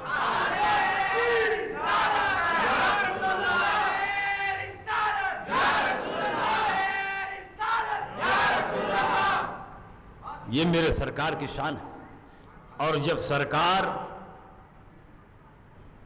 6 سال کے ہوئے سب سے پہلا سفر مدینہ منورہ کا فرمایا، حضرت آمنہ کے ساتھ سرکار مدینہ منورہ کا سفر فرماتے ہیں اور ساتھ میں آپ کی لونڈی ام ایمن بھی ہوتی ہے۔ 2 ماہ مدینہ منورہ میں رکنے کے بعد جب آپ کی والدہ محترمہ مکہ مکرمہ کے لیے واپس آ رہی تھی تو مکہ اور مدینہ کے درمیان ایک پہاڑی جگہ ہے جس کو ابوا کہا جاتا ہے، وہیں پر حضرت آمنہ سخت بیمار پڑ گئی، زمین پر لیٹی ہوئی ہے، شدت بخار سے بار بار آپ پر غشی طاری ہو رہی ہے اور نبی اکرم صلی اللہ علیہ وسلم ابھی 4 یا 6 سال کے ہیں، سرہانے بیٹھے ہوئے ہیں، یہ وہی بچہ ہے کہ ابھی پیدا نہیں ہوا تھا کہ باپ کا سایہ سر سے اٹھ گیا اور ابھی 4 سال کی ننھی عمر میں قدم رکھتا ہے تو اب آپ کی ماں دنیا سے رخصت ہونے والی ہیں، جاکنی کے عالم میں ہے، بار بار غشی طاری ہو رہی ہے اور جب آنکھ کھلتی ہے تو टकटकी बांध कर प्यारे मुस्तफ़ा को देखती हैं, आंखों से आंसुओं के कतरात जारी हैं। प्यारे मुस्तफ़ा सिराने बैठे हैं, माँ के चेहरे को हसरत और याद के आलम में देख रहे हैं। और ऐसे आलम में दुनिया से रुखसत होते हुए हजरत आमिना ने जो नबी की नात पढ़ी थी वो नात भी तुम सुन लो। अल्लाह के नबी की अजमत बयान करते हुए आपकी वालिदा मोहतरमा ने कहा, बारकल्लाहु फीका मिन गुलामी व इन साहा मा बसरतु फिल मनामी फअंत मबऊसुन इलल अनामी मिन इंदे जिल जलाल वल इकराम। ऐ अल्लाह, तो इस बच्चे में बरकत नाजिल फरमा।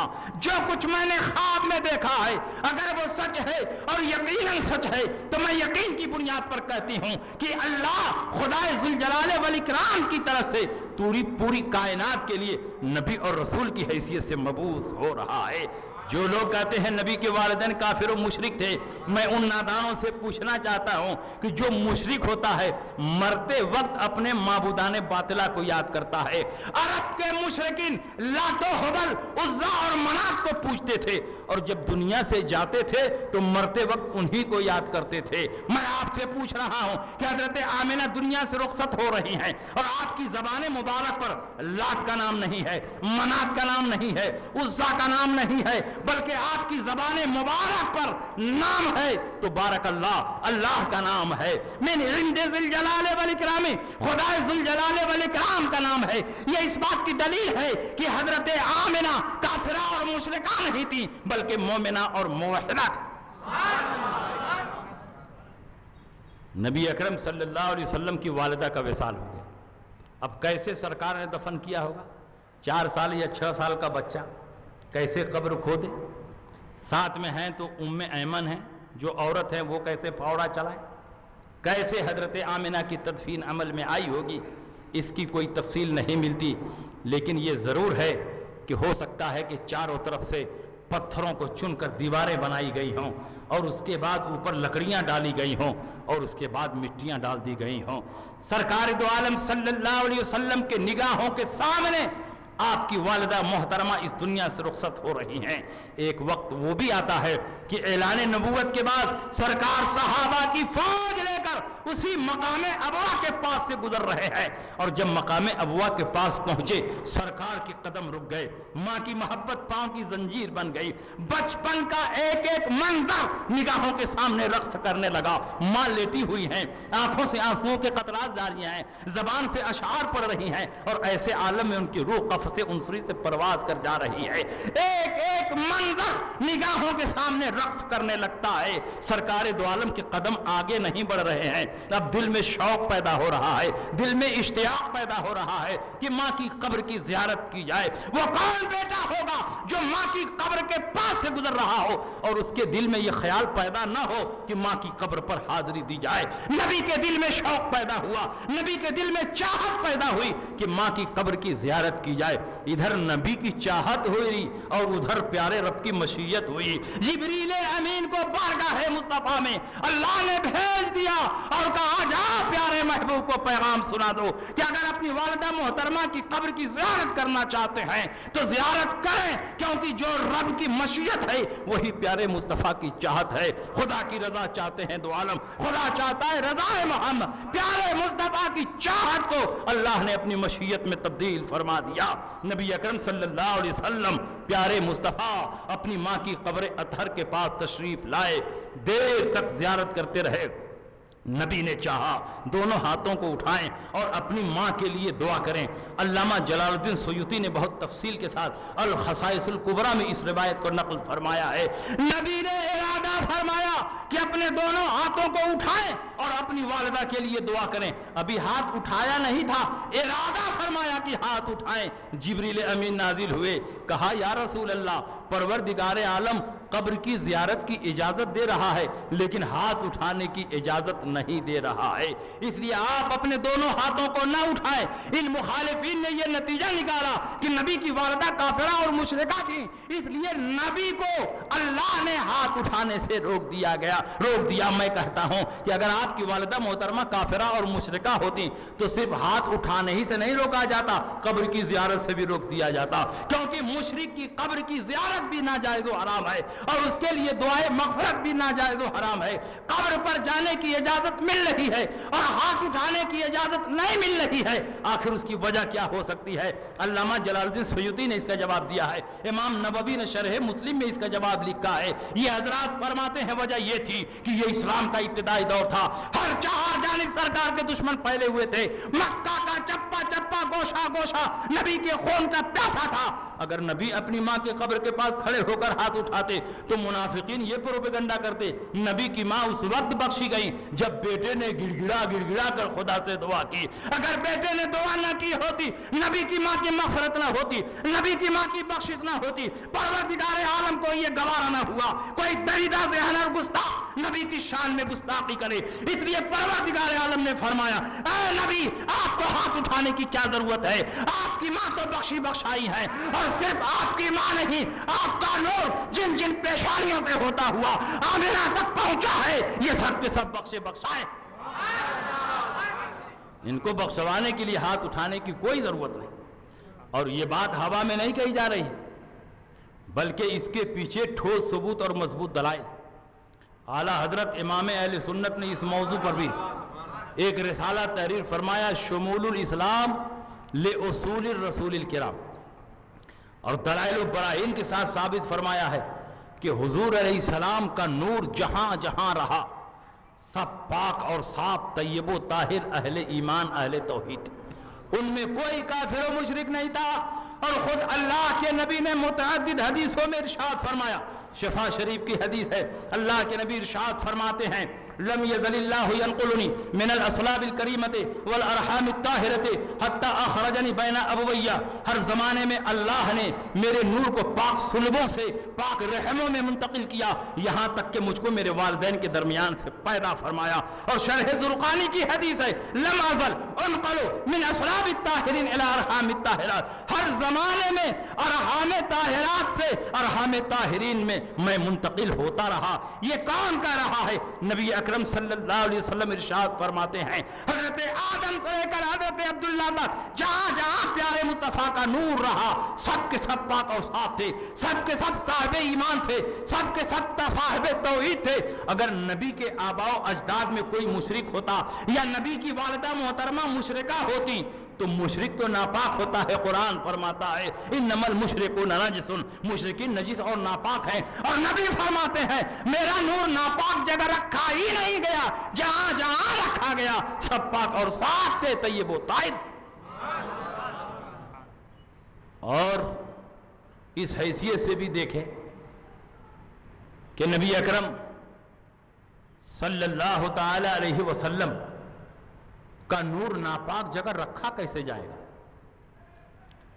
نبی اکرم صلی اللہ تعالی علیہ وسلم کی والدہ اگر کافرہ اور مشرکہ ہوں گی تو مشرک کا ٹھکانہ کہاں ہے؟ جہنم.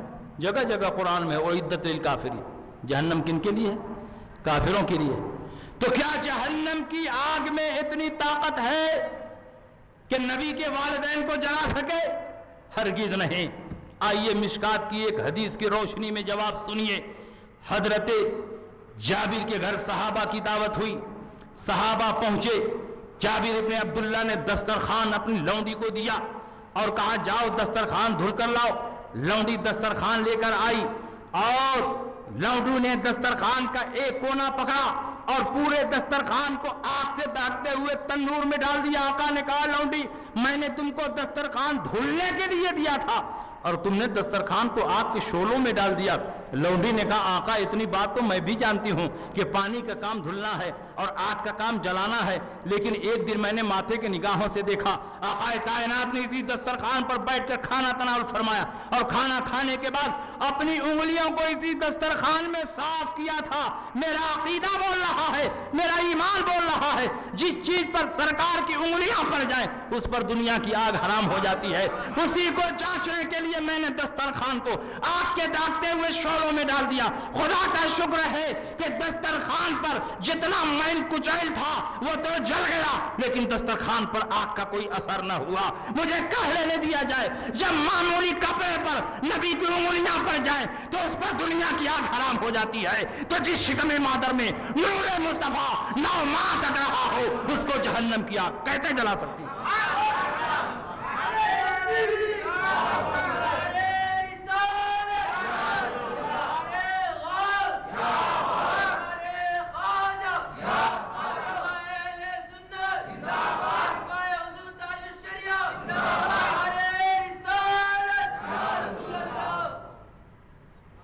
اس حیثیت سے بھی غور کریں، نبی نے جب اپنی والدہ محترمہ کی قبر پر حاضری دے دی تو قبروں پر جانا سنت ہوا کہ بدعت؟ نبی نے اپنی والدہ محترمہ کی قبر پر حاضری دی اور اللہ کی اجازت سے حاضری دی تو قبروں پر جانا بدعت نہیں بلکہ نبی کی سنت ہے۔ اور نبی سنت کیوں جاری فرماتے ہیں؟ اسی لیے کہ میں رہوں نہ رہوں میرے ماننے والے میری سنت پر عمل کرتے رہیں۔ جب نبی دنیا سے رخصت ہوئے، حجرہ عائشہ میں آپ کو دفن کیا گیا، تو اب اس سنت پر حضرت عائشہ صدیقہ عمل کر رہی ہیں، نبی کی قبر پر بار بار حاضری دے رہی ہیں۔ حضور علیہ السلام کے بعد صدیق اکبر خلیفہ ہوئے، تقریباً 2 سال تک امور خلافت کو انجام دیا۔ جب آپ بھی دنیا سے رخصت ہوئے، سرکار کے پہلو میں دفن کر دیا گیا، تو اب حضرت عائشہ صدیقہ دونوں قبروں پر حاضری دے رہی ہیں، پہلے نبی کی قبر پر، اس کے بعد صدیق اکبر کی قبر پر۔ صدیق اکبر کے بعد عمر ابن خطاب خلیفہ ہوئے اور تقریباً 8-10 سال تک شاہانہ سطوت و جلال اور فاتحانہ کروفر کے ساتھ امور خلافت کو انجام دیا۔ جب آپ بھی دنیا سے رخصت ہو گئے اور صدیق اکبر کے پہلو میں دفن کر دیا گیا، تو اب حضرت عائشہ تینوں قبروں پر حاضری دے رہی ہیں، پہلے حضور کی قبر پر، اس کے بعد صدیق اکبر کی قبر پر، اس کے بعد عمر ابن خطاب کی قبر پر۔ لیکن جب سے حضرت عمر کی قبر بنی ہے، حضرت عائشہ آتی ہیں تو اپنے چہرے پر نقاب ڈال کے آتی ہیں۔ صحابہ نے پوچھا ام المومنین سب سے پہلے حضور کی قبر بنی، آپ آتی رہیں، آپ کے چہرے پر نقاب نہیں آیا۔ اس کے بعد صدیق اکبر کی قبر بنی، آپ آتی رہیں، آپ کے چہرے پر نقاب نہیں آیا۔ لیکن جب سے عمر ابن خطاب دفن کیے گئے ہیں، اب آپ آتی ہیں تو آپ کے چہرے پر نقاب کیوں ہوتا ہے؟ پورے جسم کو چادر سے چھپا کر کیوں آتی ہیں؟ حضرت عائشہ صدیقہ کا جواب سنو اور مسلک اعلیٰ حضرت کی حقانیت کو اپنے ماتھے کی نگاہوں سے دیکھو۔ حضرت عائشہ فرماتی ہیں سب سے پہلے حضور کی قبر بنی، حضور میرے شوہر ہیں، اپنے شوہر سے کوئی پردہ نہیں ہوتا۔ اس کے بعد صدیق اکبر کی قبر بنی، صدیق اکبر میرے باپ ہیں، اپنے باپ سے بھی پردہ نہیں ہوتا۔ لیکن جب سے عمر ابن خطاب دفن کیے گئے ہیں، میں عمر جیسے غیر محرم سے شرم کرتی ہوں، اسی لیے اپنے چہرے پر نقاب ڈال کے آتی ہوں۔ یہ روایت 1-2 کتابوں میں نہیں، 4 مستند کتابوں میں موجود ہے، مستدرک للحاکم میں، مسند امام احمد ابن حنبل میں، علامہ جلال الدین سیوطی کی کتاب شرح الصدور بشرح حال الموتى والقبور میں، مشکات شریف میں حضرت عائشہ فرماتی ہیں فلما دفن عمر فما دخلت الا وانا مشدودۃ علی ثيابي حیاء من عمر۔ جب سے عمر دفن کیے گئے ہیں میں آتی نہیں ہوں مگر چہرے پر نقاب ڈال کے آتی ہوں، پورے جسم کو چادر سے چھپا کر آتی ہوں، حیاء من عمر، عمر سے حیا کرنے کی وجہ سے، عمر سے شرمانے کی وجہ سے۔ آپ عورتوں کا مزاج اچھی طرح جانتے ہیں، عورتیں کب شرمانے لگتی ہیں؟ جب ان کو یہ احساس ہو کہ کوئی مرد ان کو دیکھ رہا ہے۔ گویا حضرت عائشہ صدیقہ نے اپنے اس عمل سے دنیا کے مسلمانوں کو بتا دیا کہ عمر اپنی قبر میں زندہ ہیں اور آنے والوں کو دیکھ رہے ہیں، اسی لیے اپنے چہرے پر نقاب ڈال کے آ رہی ہیں۔ جب نبی کا غلام اپنی قبر میں زندہ ہے تو نبی کی زندگی پر مناظرہ کیا ہو رہا ہے؟ نبی کی زندگی پر مباحثہ کیا ہو رہا ہے؟ یہی عقیدہ اعلیٰ حضرت نے دنیا کے سامنے پیش کیا۔ تو زندہ ہے واللہ، تو زندہ ہے واللہ، میری چشم عالم سے چھپ جانے والے۔ یہ شان اور عظمت میرے نبی کو حاصل ہے، اس لیے ہم الحمدللہ نبی کا میلاد منا کر یہ ظاہر کرتے ہیں کہ نبی خدا نہیں، اور نبی کا معراج منا کر یہ ظاہر کرتے ہیں کہ وہ خدا سے جدا بھی نہیں ہیں، اس قرب خاص میں ہیں کہ کوئی نبی اور رسول بھی وہاں نہیں پہنچ سکتا ہے۔ تو ہم معراج والے بھی ہیں اور میلاد والے بھی ہیں، ہم نماز والے ہیں اور نیاز والے بھی ہیں، ہم روزہ والے ہیں اور روزہ والے بھی ہیں۔ اس لیے الحمدللہ نبی اکرم صلی اللہ علیہ وسلم کی شفاعت جب میدان محشر میں ہوگی، سارے انبیاء اور مرسلین انتظار میں ہوں گے کب فتح باب شفاعت ہو۔ نبی اکرم صلی اللہ علیہ وسلم کے ہاتھوں پر فتح باب شفاعت ہوگا، سب سے پہلے میرے سرکار شفاعت کریں گے اور ان کے صدقے میں تمام انبیاء اور مرسلین، علماء اور صلحاء شفاعت کریں گے۔ نبی اکرم صلی اللہ علیہ وسلم کی امت میں اللہ نے ہمیں پیدا فرما کر احسان عظیم فرمایا ہے، اس لیے ہم میلاد بھی منائیں گے اور معراج بھی منائیں گے، ہم نماز بھی پڑھیں گے اور نیاز کا بھی اہتمام کریں گے، ہم روزہ بھی رکھیں گے اور روزے کا اہتمام بھی کریں گے۔ نبی اکرم صلی اللہ تعالیٰ علیہ وسلم کی شان و عظمت کو اگر بیان کیا جائے رات ختم ہو جائے گی، بات نہیں ختم ہوگی۔ مگر کچھ لوگوں کو میلاد منانے پر بڑی تکلیف ہوتی ہے، جھنڈی ہم لگاتے ہیں، لنگر ہم کھلاتے ہیں، سجاوٹ ہم کرتے ہیں اور سینہ ان کا پھٹتا ہے، پیٹ میں درد ان کے ہوتا ہے۔ میلاد کیوں مناتے ہو؟ کیا صحابہ نے میلاد منایا؟ میں کہتا ہوں صحابہ کی بات چھوڑو، نبی نے اپنا میلاد منایا ہے۔ اٹھاؤ مشکات شریف باب و فضائل سید المرسلین، اللہ کے نبی نے اس باب میں اپنے فضائل کو بیان فرمایا ہے۔ انا اول من یقرع باب الجنہ، سب سے پہلے جنت کا پھاٹک میں کھٹکھٹاؤں گا۔ انا سید ولد آدم، میں اولاد آدم کا سردار ہوں۔ انا فلاں انا فلاں، نبی اکرم اپنے فضائل کو بیان کرتے ہوئے چلے جا رہے ہیں۔ اور انہی حدیثوں میں ایک حدیث یہ بھی آتی ہے، ورویا امی التی رات ہی نہ وضعتنی وقد خرج لها نور اضاء لها منه قصور الشام، میں اپنی ماں کا وہ خواب ہوں کہ جب میں پیدا ہو رہا تھا میری ماں نے ایک خواب دیکھا، اس خواب میں روشنی دیکھی، اس روشنی میں شام کے شاہی محلات کو دیکھا۔ نبی کیا فرما رہے ہیں؟ جب میں پیدا ہو رہا تھا، جب میں پیدا ہو رہا تھا، نبی نے اپنی پیدائش بیان کی کہ نہیں؟ نبی نے اپنا میلاد بیان کیا کہ نہیں؟ میلاد نام کس کا ہے؟ نبی کی پیدائش بیان کرنے کا نام میلاد ہے، نبی کی ولادت بیان کرنے کا نام میلاد ہے۔ اور نبی نے خود اپنی پیدائش بیان کی ہے اور اپنا میلاد بیان کیا ہے، اس لیے میلاد منانا یہ بدعت نہیں بلکہ رسول اللہ کی سنت۔ ایک صاحب نے کہا کہ نبی نے جو میلاد منایا وہ تو ایک ہی منٹ میں ختم ہو گیا، اور آپ لوگ تو 5-5 گھنٹے کا میلاد مناتے ہیں۔ صحابہ کرام نے ان حدیثوں کو بیان کیا تو 1 منٹ میں حدیث کی روایت مکمل ہو گئی، ایک حدیث کے بیان کرتے ہی میلاد مکمل ہو گیا۔ اور آپ لوگ کئی گھنٹے کا میلاد کرتے ہیں۔ صحابہ نے تو اتنا لمبا میلاد نہیں کیا۔ میں نے کہا صحابہ کی روحانیت کامل و مکمل تھی، نبوت کی روشنی ڈائریکٹ ان پر پڑ رہی تھی، ان کی روحانیت ہم لوگوں کی طرح بھوکی اور پیاسی نہیں تھی۔ وہ کچی مٹی پر سجدہ کرتے تھے، ان کو کیف اور سرور حاصل ہوتا تھا۔ ہمارا زمانہ بہت بات کا زمانہ ہے، ہماری روحانیت پیاسی ہے، اس لیے ہم لمبا ذکر کرتے ہیں تاکہ ہماری روح کو تسکین حاصل ہو جائے۔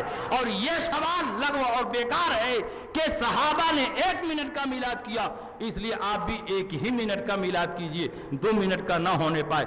جب کوئی چیز جائز ہو جائے گی تو 1 منٹ کیا جائے تو بھی جائز، 10 منٹ کیا جائے تو بھی جائز، اور کوئی چیز ناجائز رہے گی تو 1 منٹ کیا جائے تو بھی ناجائز، 10 منٹ کیا جائے تو بھی ناجائز۔ شراب نجس اور ناپاک ہے، 1 قطرہ پیو تو بھی نجس اور ناپاک، 1 لوٹا پیو تو بھی نجس اور ناپاک۔ دودھ پاک اور حلال ہے، 1 قطرہ پیو تو بھی پاک اور حلال ہے، اور 1 لوٹا پیو تو بھی پاک اور حلال ہے۔ قلت و کثرت کی بنیاد پر حکم نہیں بدلے گا۔ صحابہ کرام کی روحانیت کامل و مکمل تھی، ان کو لمبے ذکر کی ضرورت نہیں تھی، دن رات نبی کے چہرے کو دیکھتے تھے۔ ہمارا زمانہ بہت پاک کا زمانہ ہے، ہماری روحانیت بھوکی اور پیاسی ہے، اس لیے ہم لمبا ذکر کرتے ہیں تاکہ ہماری روح کو تسکین حاصل ہو۔ اور ایک آخری بات سن لیجیے، ایک صاحب نے کہا چلیے ہم نے میلاد تو تسلیم کر لیا، لیکن میلاد میں کھڑے ہو کر صلاۃ و سلام بھی پڑھتے ہیں، کھڑے ہونے کا کہاں ثبوت ہے؟ کھڑے ہونے کا کہیں ثبوت دکھائیے۔ میں نے کہا تمہارا ثبوت ہو کہ نہ ہو لیکن کھڑے ہونے کا ثبوت ہے اور حدیث میں ہے۔ اچھا یہ بتائیے کہ جب اللہ نے قرآن میں مطلق حکم دیا یا ایھا الذین آمنوا صلوا علیہ وسلموا تسلیما، اے ایمان والو نبی پر درود پڑھو اور سلام پڑھو، اللہ نے مطلق حکم دیا، اس میں کوئی کنڈیشن نہیں ذکر کی، کوئی قید نہیں بیان کی، اٹھنے اور بیٹھنے کی کوئی قید نہیں رکھی۔ تو اللہ جب مطلق حکم دے رہا ہے نبی پر درود پڑھو، نبی پر سلام پڑھو، تو بیٹھ کر پڑھیں تو بھی اللہ کے حکم پر عمل ہے، کھڑے ہو کر پڑھیں تو بھی اللہ کے حکم پر عمل ہے۔ یہ کہنا کہ کھڑے ہو کر نہ پڑھو تو چونکہ کھڑے ہو کر پڑھنے سے تم منع کر رہے ہو تو ممانعت کی دلیل تم کو دینی چاہیے، حرمت کی دلیل تم کو دینی چاہیے۔ ہمارے لیے تو آیت کریمہ کا مطلق ہونا ہی سب سے بڑی دلیل ہے کہ اللہ نے مطلق چھوڑ دیا ہے، جس طرح چاہو نبی پر درود پڑھو، نبی پر سلام پڑھو۔ یہ تو ایسے ہی ہوا کہ بیٹھ کر سانس لینا، کھڑے ہو کر سانس نہیں لینا۔ ارے بھائی سانس لینا جائز ہے، ہم بیٹھ کر سانس لیں، کھڑے ہو کر سانس لیں۔ اگر اللہ تعالیٰ کو یہ منظور ہوتا کہ کھڑے ہو کر میرے نبی پر کوئی درود و سلام نہ پڑھے، تو اللہ تعالیٰ وہیں روک دیتا کہ نہیں روک دیتا؟ نبی پر درود پڑھو، نبی پر سلام پڑھو، مگر کھڑے ہو کر نہ پڑھنا۔ جیسے نبی اکرم صلی اللہ علیہ وسلم نے ایک موقع پر منع کر دیا، وہ کون سا موقع ہے؟ قرآن میں اللہ نے فرمایا کلوا واشربوا، کھاؤ اور پیو۔ یہاں بھی اللہ نے یہ نہیں فرمایا کھڑے ہو کر کھاؤ کہ بیٹھ کر کھاؤ، یہاں بھی حکم مطلق ہے کلوا واشربوا، کھاؤ اور پیو۔ لیکن نبی نے کنڈیشن ذکر کیا، اللہ نے فرمایا کھاؤ، نبی نے فرمایا بیٹھ کر، اللہ نے فرمایا پیو، نبی نے فرمایا بیٹھ کر۔ تو اب قانون اسلام بنے گا کھاؤ تو بیٹھ جاؤ، پیو تو بیٹھ جاؤ۔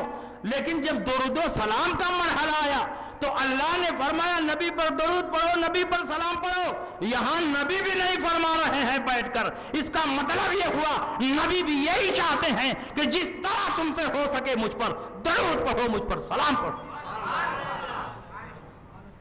ان کو تو درود پڑھنا ہی نہیں ہے۔ مین مسئلہ یہ ہے، وہ کھڑے ہونے کی بحث تو لغو ہے۔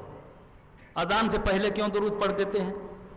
نماز سے پہلے کیوں درود پڑھ دیتے ہیں؟ اقامت سے پہلے کیوں درود پڑھ دیتے ہیں؟ دعا سے پہلے کیوں درود پڑھ دیتے ہیں؟ اس لیے پڑھ دیتے ہیں کہ نبی اکرم نے ارشاد فرمایا اولی الناس بی یوم القیامہ اکثرہم علی صلاۃ، قیامت میں وہ مسلمان مجھ سے سب سے زیادہ قریب ہوگا جو کثرت کے ساتھ مجھ پر درود پڑھتا ہے۔ کثرت کیسا پیدا ہوگی؟ ایک مرتبہ پڑھنے سے کثرت پیدا ہوگی۔ ارے اذان سے پہلے بھی پڑھو، اذان کے بعد بھی پڑھو، اقامت سے پہلے بھی پڑھو، دعا سے پہلے بھی پڑھو، تقریر سے پہلے بھی پڑھو، دعا کے بعد بھی پڑھو۔ کثرت کے ساتھ درود پڑھتے رہو تاکہ نبی کا قرب حاصل ہو۔ کثرت ہم کرتے ہیں اس لیے نبی کا قرب ہمیں حاصل ہو۔ لیکن پھر بھی کوئی بزید ہو کہ نہیں ہم کو حدیث چاہیے، جب تک آپ حدیث نہیں دکھائیں گے ہم نہیں مانیں گے۔ بات سمجھ میں آ رہی ہے کہ نہیں؟ تو حدیث سننا چاہتے ہیں کہ نہیں سننا چاہتے ہیں؟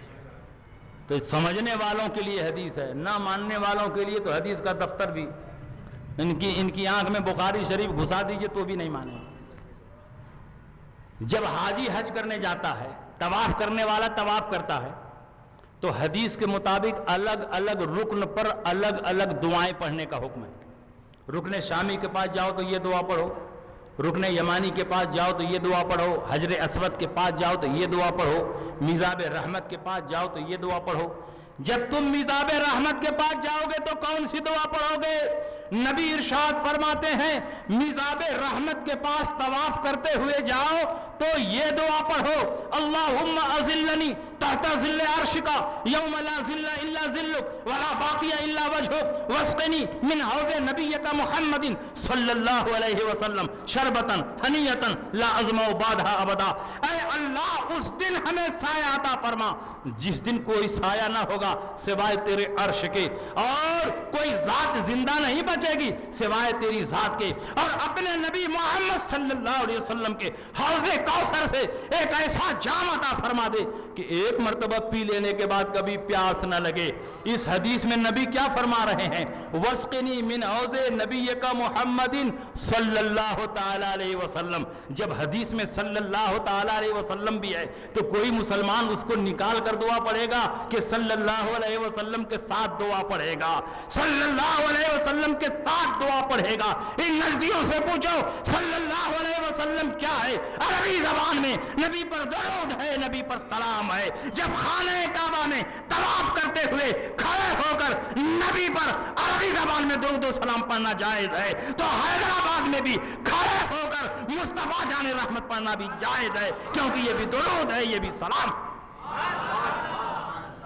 اس لیے آپ کا معمول اور آپ کا مسلک کتاب و سنت کے مطابق، اس لیے پوری مضبوطی کے ساتھ مسلک اعلی حضرت پہ ڈٹے رہو۔ یہی مسلک دنیا اور آخرت میں ہمیں اور آپ کو نجات عطا فرمائے گا۔